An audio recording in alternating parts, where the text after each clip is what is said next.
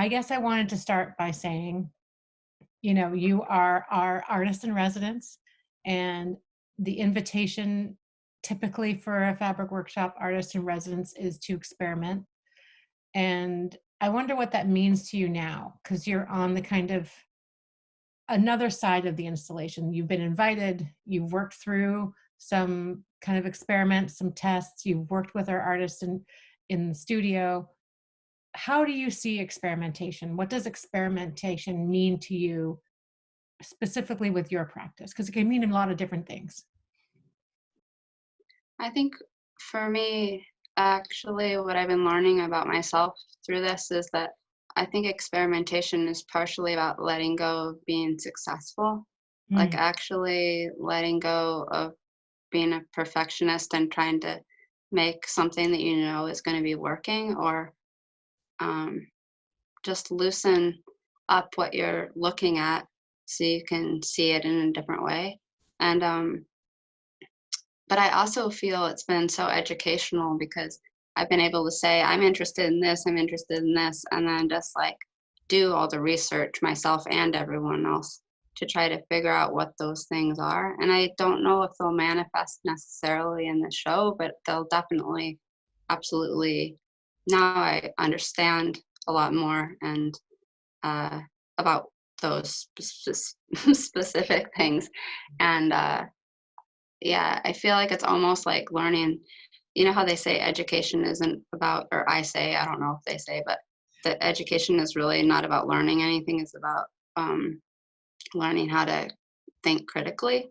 So mm. I feel that this experience for me has sort of been about how to learn how to experiment again. Because I think we all do that. And then if you hit a stride in anything in life, everyone wants you to continue that, or just you want to go deeper into that, or however it works, you get to be a specialist in that sort of. And I think it's yeah, a really incredible opportunity to have a break in that.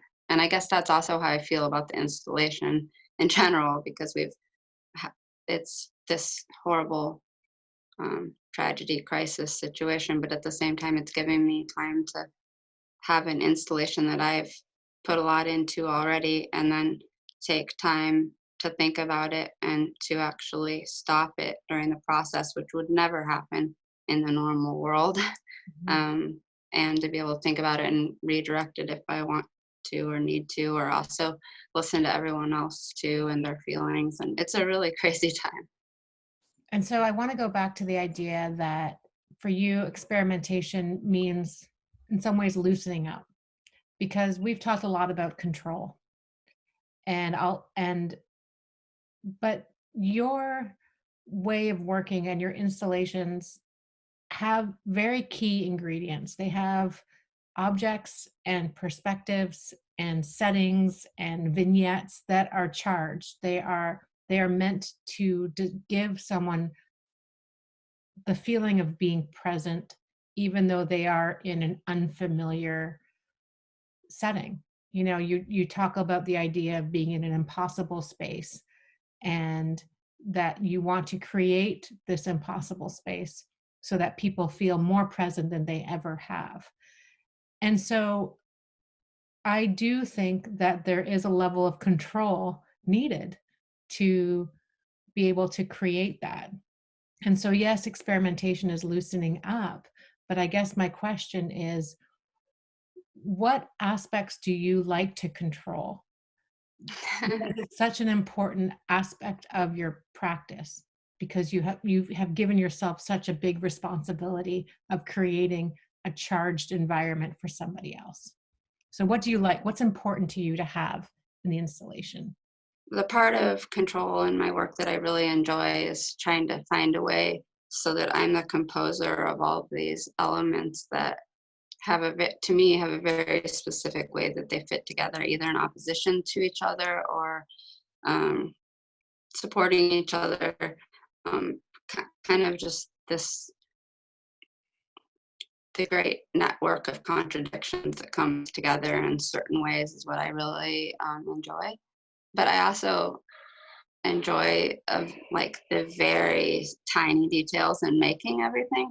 So giving up on control, uh, for me, I think is more about the idea of allowing certain things to fail. It's more interesting to have really high stakes Mm.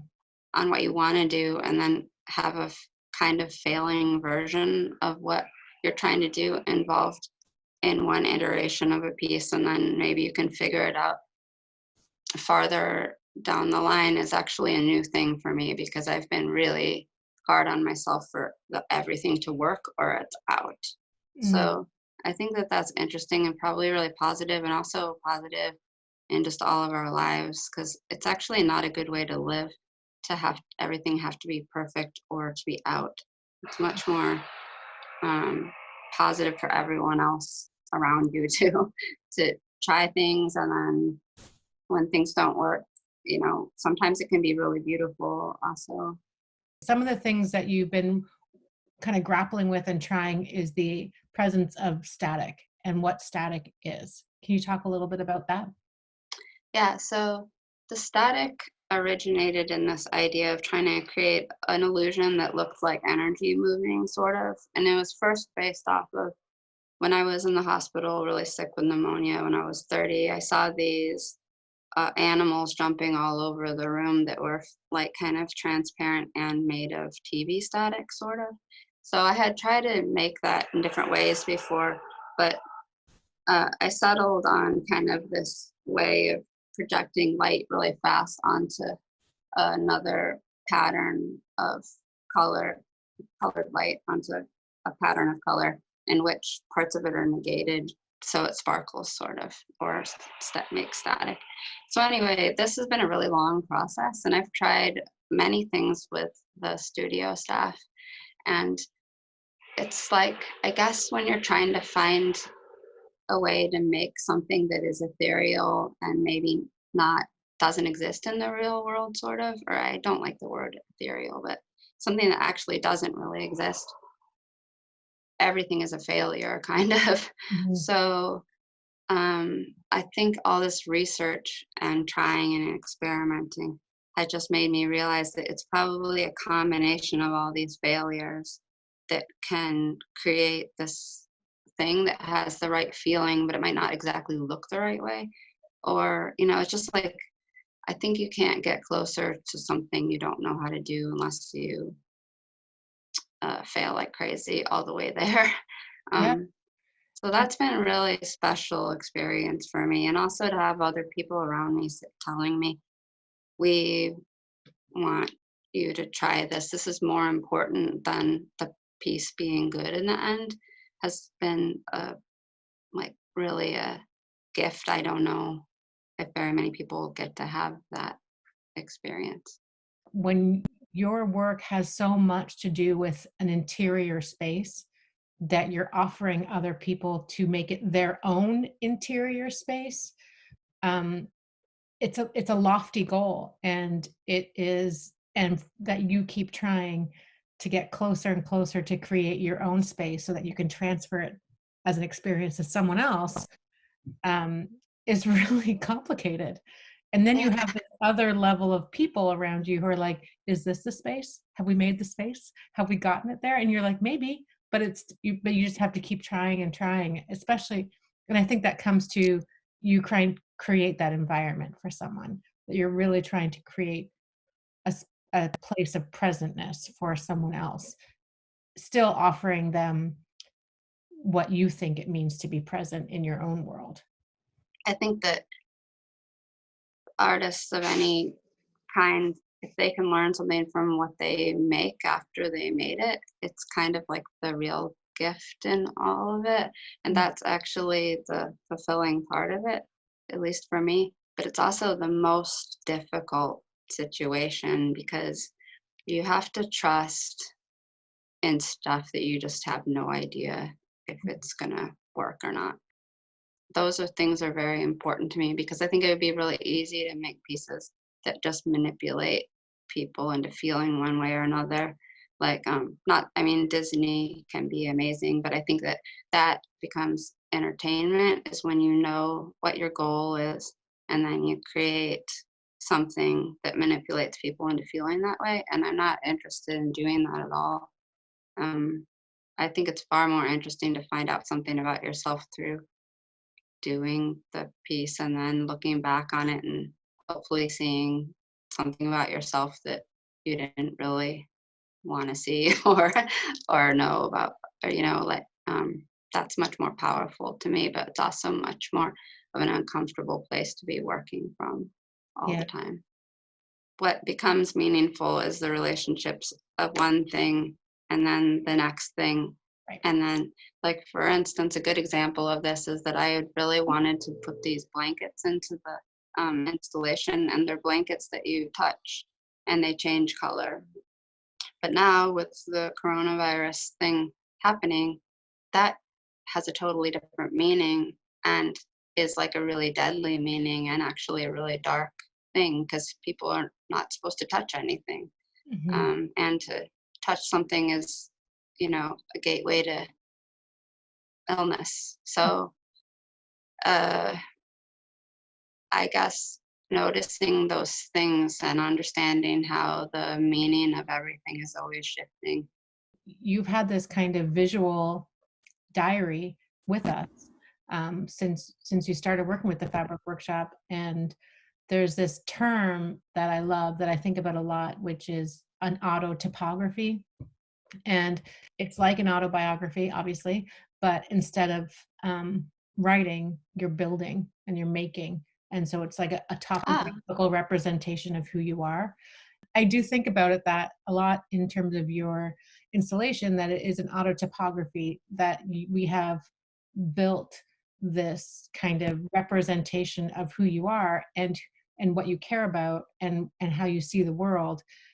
And because you've seen a lot and you've felt a lot and you've gone through a lot, this installation keeps changing and you have to bring everybody in to all these things too. So you're even more vulnerable than the average person, because not only do you have to convey these moments because that's important to you, but then you have to let everybody into these moments so that they can help you convey them as well. And so I commend right. you for that.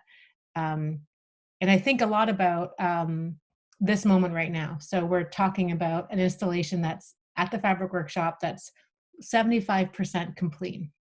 And we were going to have an opening today. Now you have this gift that, like you said, artists don't often get, that it's sitting there and you have perspective. Do you want to talk a little bit about the perspective that you have now and some of the things that you're seeing now for the first time with distance, both metaphorical and physical? The way I think that I have found words to talk about what I've been doing is sort of this idea of creating structures that are like a psychological architecture then to make to be the kind of almost like the stretchers on a painting is the kind of like the overall illusion of the piece or some part of it that's built is that psychological structure, and then filling it in with the different parts is sometimes what's always changing. So I think in having this extra time, in a way, I think I'm starting to feel like the piece, the dunes and the hurricane or the flood and the lighthouse and that whole aspect of the work starts to feel like one big graceful move, kind of just like one big stroke. It's been pretty amazing to get distance from it and see the kind of tight grasp that was there for me. And then to feel like maybe it would be interesting to think of it as an opportunity for these more graceful but opposing moves to wash over each other. And I guess it's amazing to be able to get some space because I'm not one of those artists that knows, like, I just go deep and crazy. I feel that we have witnessed such a great development of such a great development of understanding of vulnerability and empathy and sincerity, but also just imagination, and how those things aren't mutually exclusive, and that everything is grounded in humanness. And so I appreciate all the work that you've done with our studio, and I look forward to sharing it with people in the future. But in the meantime, there's so much to think about and so much to ponder there.